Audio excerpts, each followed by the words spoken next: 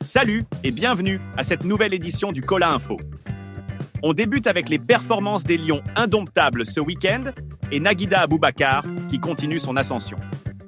Le Stade Rennais a brillé ce week-end face à l'AS Saint-Étienne, 2-0, et 2 Lions. Indomptables ont marqué les esprits. D'abord, Mahamadou Aboubakar Naguida, 19 ans, a inscrit son deuxième but en 2 matchs. Entré à la 83e minute, il n'a eu besoin que de quelques secondes pour sceller la victoire d'une frappe croisée imparable. Ce jeune latéral gauche montre une efficacité rare et confirme son ascension fulgurante. De son côté, Christopher Wu a livré une prestation solide en défense centrale. Titulaire indiscutable sous Habib Beye, il a enchaîné les interventions décisives et remporté la majorité de ses duels. Avec 40 passes réussies et plusieurs interceptions, Wu s'affirme comme un pilier défensif pour Rennes. Grâce à ses performances, les Bretons se relancent au classement et pointent désormais à la 11e place.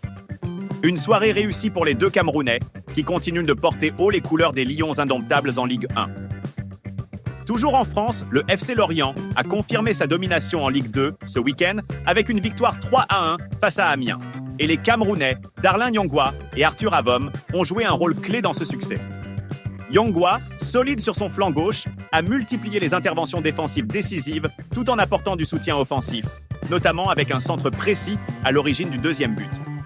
De son côté, Arthur Avom, titularisé au milieu de terrain, a impressionné par son volume de jeu et sa capacité à récupérer des ballons dans les moments cruciaux. Sa vision et son calme sous pression ont permis à Lorient de contrôler le tempo du match.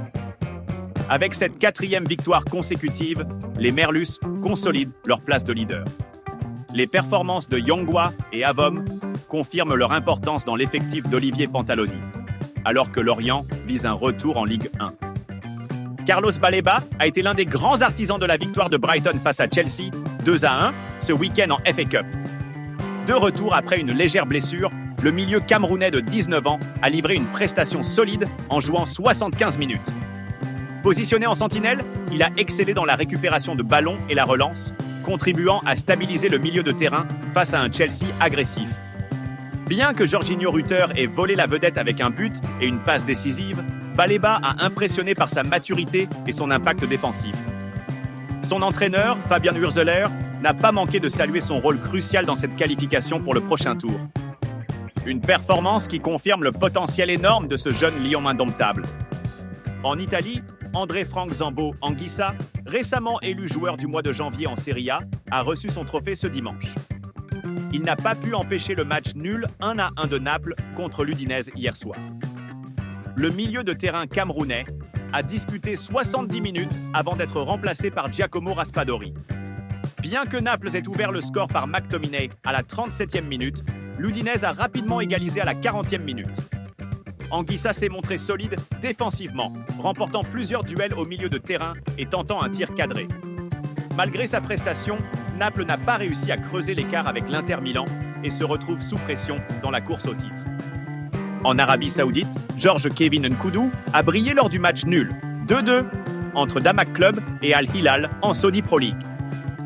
L'ailier camerounais a délivré une passe décisive, portant son total en championnat à 3 passes décisives. Avec également 11 buts inscrits cette saison, Nkoudou confirme son rôle clé dans l'attaque de Damak 16. Cette performance met en lumière l'impact du joueur, qui continue d'impressionner en Arabie Saoudite. Un peu plus tôt, Karl Toko Ekambi a été décisif ce week-end lors de la victoire 2-0 d'Al Ettifaq face à Al Okdoud, à l'occasion de la 19e journée de la Saudi Pro League. L'attaquant camerounais a inscrit le premier but de son équipe, marquant ainsi son premier but en championnat cette saison. Face à son compatriote Christian Bassogog, évoluant pour Al Okdoud, Toko Ekambi a montré toute son efficacité offensive. Sa performance a permis à Al Ettifaq de consolider sa place dans le haut du tableau, confirmant son importance dans l'effectif saoudien.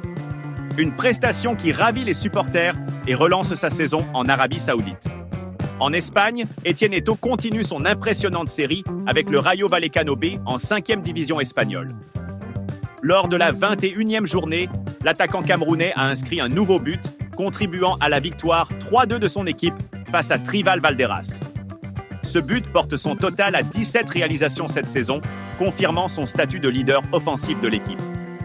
Fils de la légende Samuel Eto'o, le jeune attaquant de 21 ans démontre match après match son potentiel et son efficacité devant les buts. Grâce à cette victoire, le Rayo Vallecano B consolide sa deuxième place au classement. Tandis qu'Etienne Eto'o s'affirme comme l'un des meilleurs buteurs de la division et pourra bientôt envisager intégrer l'équipe première. Carl Eta Eyong a brillé une fois de plus avec Villarreal B lors de la 23e journée de Primera Federación. L'attaquant camerounais de 19 ans a inscrit son 13e but de la saison lors d'un match spectaculaire qui s'est soldé par un nul 3-3 face au Recreativo de Huelva. Malgré ce résultat mitigé, la performance d'Eta Eyong confirme sa forme exceptionnelle cette saison. Avec 13 réalisations à son actif, le jeune lion indomptable s'impose comme l'un des meilleurs buteurs de la division. Cette régularité devant les buts attire l'attention sur ce talent prometteur du football camerounais, qui continue d'impressionner en 3e division espagnole. Quant à Patrick Soko, il a brillé lors de la 26e journée de la Liga 2, délivrant une passe décisive cruciale dans la victoire 2-1 de Huesca face à Cordoba.